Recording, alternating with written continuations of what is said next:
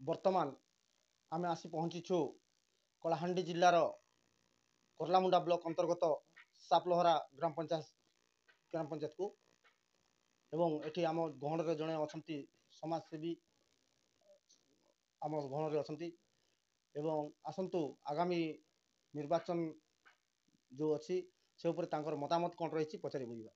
ଆଜ୍ଞା ନମସ୍କାର। ନମସ୍କାର। ନିର୍ମଳ ଟିଭିକୁ ସ୍ୱାଗତ।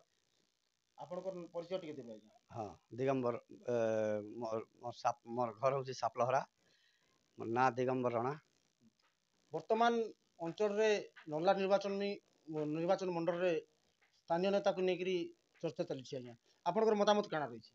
ନାଇଁ ବୋଲେ ନିଜର ଏରିଆରେ ନର୍ଲା ନିର୍ବାଚନରେ ଲୋକର ମତାମତରେ ସବୁ ରହିଛି ଯେ ଏରିଆ ଲୋକେ ଏକା ଯଦି ନିର୍ବାଚନ ଏରିଆ ଲୋକେ ଏକା ଯଦି ନେତା ଯଦି ଦେବେ ବାଛବେ ବୋଇଲେ ଆମର ଅଞ୍ଚଳର ସୁବିଧା ହେବା ଆଉ ବିକାଶ ବି ହେଇପାରବା। ବାହାରୁ ଆସିକିରି ଯେନ୍ ମାନେ ଆସୁଛନ୍ ଆର ଯେନ୍ ଭୋଟ ବେଲକେ ଭୋଟ ଖାଲି ଟଙ୍କା ପଇସା ଦେଖିକି ଲାଲସା ଦେଖିକି ଠକା ଭଣ କରି ଭୋଟ ନେଇଯାଉଛନ୍।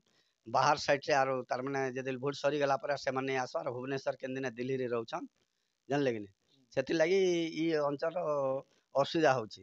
ଆର୍ ଆମେ ନିର୍ବାଚନ ଲୋକ ଅନ୍ୟ ନିର୍ବାଚନକେ ଗଲା ଭେଟଲା ବେଲକେ ବି ଗୋଟେ ଭାନିପାଟଣାରୁ ଆସବା, ଭାନିପାଟଣାରେ ଭେଟି ଗଲା ବେଲକେ ଆମକେ ପଇସା ବସ୍ ଭଡ଼ା ଦରକାର, ଗାଡ଼ି ମଟର ଦରକାର। ଇନେ ଆମେ ସାଇକେଲରେ ବି ଯାଇକରି ତାରନେ ଭେଟି ପାରମୁ ଜାଣିଲେ। ସେଥିର୍ଲାଗି ନିର୍ବାଚନ ଏରିଆର ଲୋକକେ ଯଦି ନେତା କଲେ ଭଲ କରି ତାର ମାନେ ବିକାଶଟା ହେବା। ବାହାରର ଲୋକ ବି ଆସୁଛନ୍ତି କି ଆମର ତ ନର୍ଲା ନିର୍ବାଚନ ମଣ୍ଡଳୀର ବିକାଶ କରିବା ପାଇଁ ସେମାନେ ବି ଆସୁଛନ୍ତି। ଅନ୍ୟ ନିର୍ବାଚନ ମଣ୍ଡଳୀରୁ ଆସି ଏଠି ବିଜୟ ଲାଭ କରିକି ମଧ୍ୟ ଯାଉଛନ୍ତି ଆଉ ଅଞ୍ଚଳ ପ୍ରତି ଅଣଦେଖା କରୁଛନ୍ତି। ଏହା କେତେ ଦୂର ଠିକ୍? ନାଇଁ ଅଞ୍ଚଳ ପ୍ରତି ଅଣଦେଖା ତ ତାର ମାନେ କରୁଛନ୍ ତାମାନେ ସେମାନେ ପହଞ୍ଚି ବି ନେଇ ପାରବାର ଜାଣିଲେ କି ନାଇଁ ପହଞ୍ଚି ପାରନ୍, ସେମାନେ ଟାଇମ୍ ଉପରେ ଦେଇ ନେଇ ପାରନ୍। ତାକର ବି ଏରିଆ ଅଛି, ତାକର ଘର ଦୁଆର ବେଶୀ ଦୁରିଆରେ ରହୁଛେ, ଭାନିପାଣିଆରେ ରହୁଛେ କି ଖଡ଼ିଆରେ ରହୁଛେ, ସେଟା ଅସୁବିଧା ହେଉଛି। ଏରିଆ ଲୋକେ ଏରିଆ ଗୋଟେ ନିର୍ବାଚନ ଲୋକେ ଏକା ନିର୍ବାଚନରେ ଯଦି ନେତା ବାଛିଲେ ଭଲ ସୁବିଧା ହେଇପାରବା, ଉନ୍ନତି ବି ହେଇପାରବା। ଲୋକ ଆଗ୍ରହ ବି ଅଛନ୍ ଭୋଟ ଦେବାର୍ ଲାଗି। ଆର୍ ବାହାର ଲୋକ ହେଲେ ହେନ୍ତା ଭୋଟ ଇଆଡ଼େ ସିଆଡ଼େ ହେଇଯିବା, ଭଲ ନେଇ ହେଇପାରେ।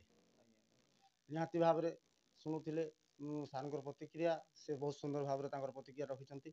ନିହାତି ଭାବରେ ମାନେ ଏଇ ନର୍ଲା ନିର୍ବାଚନ ମଣ୍ଡଳୀର ଭୋଟର୍ସ ସମସ୍ତେ ସଚେତନ ହେଇସାରିଲେଣି ଏବଂ ନର୍ଲା ନିର୍ବାଚନରେ କେବଳ ସ୍ଥାନୀୟ ନେତାକୁ ନେଇ ଚର୍ଚ୍ଚା ଚାଲିଛି।